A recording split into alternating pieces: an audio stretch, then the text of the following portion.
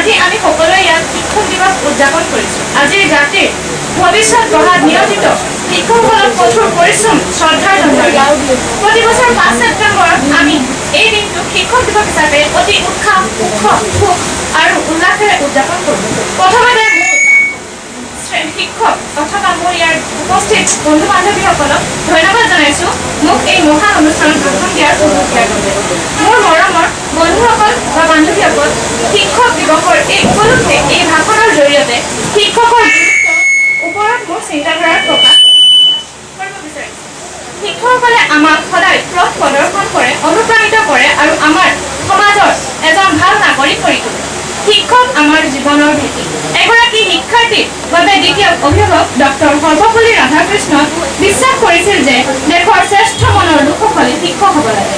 Doctor Sarvepalli Radhakrishnan কৈছিল, শিক্ষক মানে ছাত্ৰৰ মনত বলপূৰ্বকভাৱে তথ্য ঠেলি দিয়া নহয়, বৰঞ্চ প্ৰকৃত শিক্ষক হ'ল কাইলৈৰ প্ৰত্যাহ্বানৰ বাবে নিজক তেওঁ প্ৰস্তুত কৰা। শিক্ষকসকলে ছাত্ৰ ছাত্ৰীক অতি যত্ন আৰু গুৰুত্ব সহকাৰে নিজৰ সন্তানৰ দৰে শিক্ষা দিয়ে। কোনোবাই সঠিক কৈছিল যে শিক্ষক পিতৃ মাতৃতকৈ ডাঙৰ। পিতৃ মাতৃয়ে সদায় জন্ম দিয়ে, আনহাতে শিক্ষকে তেওঁৰ চৰিত্ৰ গঢ় দি তেওঁৰ ভৱিষ্যত উজ্জ্বল কৰি তোলে। গতিকে আমি কেতিয়াও তেওঁলোকক পাহৰিব আৰু আওকাণ কৰা উচিত নহয়, সদায় তেওঁলোকক সন্মান আৰু মৰম কৰা উচিত। শিক্ষকসকলে তেওঁলোকৰ নিৰন্তৰ প্ৰচেষ্টাৰ জৰিয়তে আমাৰ জীৱনত শিক্ষাৰ গুৰুত্ব বিষয়ে সচেতন কৰি তোলে।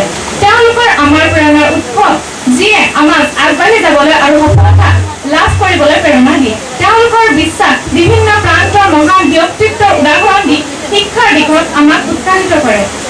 তেওঁলোকে আমাক অতি শক্তিশালী আমাৰ জীৱনৰ প্ৰতিটো বাধাৰ সন্মুখীন হ'বলৈ সাজু কৰি তোলে। তেওঁলোকক নিজৰ অপৰিসীম জ্ঞানৰ আৰু আমাক জীৱনত পোহৰাই তুলিবলৈ ব্যৱহাৰ কৰে।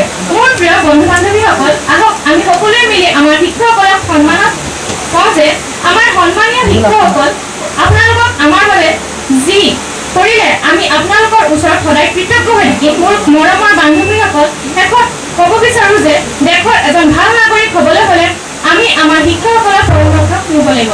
ধন্যবাদ।